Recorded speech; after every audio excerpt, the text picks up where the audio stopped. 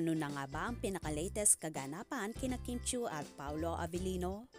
Si Paolo Avellino ay masayang bumati sa lahat ng Merry Christmas at nagbahagi rin ito ng video ng naging regalo niya sa anak na si Aki na nasa New York ngayon.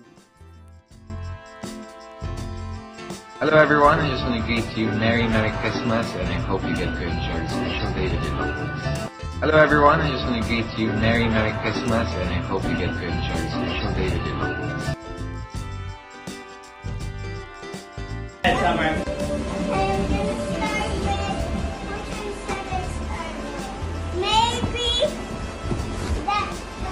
PS5. Thank Okay, you. check who that came from. No way. And it has a Spider-Man game with it too. Open it. Rip it. Rip. Thanks, Dad. Love you. Smile.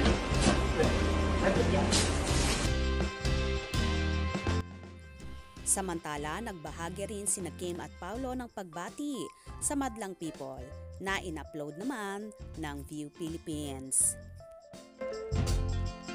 Viewers, this is Secretary Kim. And this is Vice Chairman wishing you a Merry Christmas!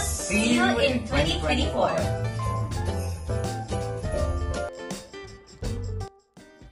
Anyway, si Kimi naman ay nag-celebrate ng Pasko sa Balesin Island kung saan kasama niya ang kanyang pamilya.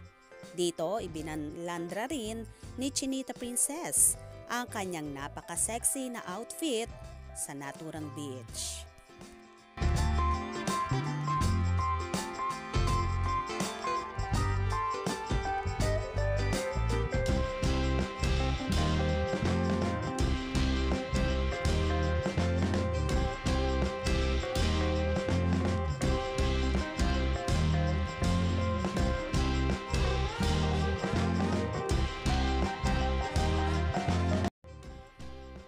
Tila in-enjoy naman ng Chiu family ang naturang bakasyon na yon habang libre si Chinita Princess, kung saan super happy ng nakatatandang kapatid ni Kim na si Cam Chiu na muli nilang nasolo ang dalaga.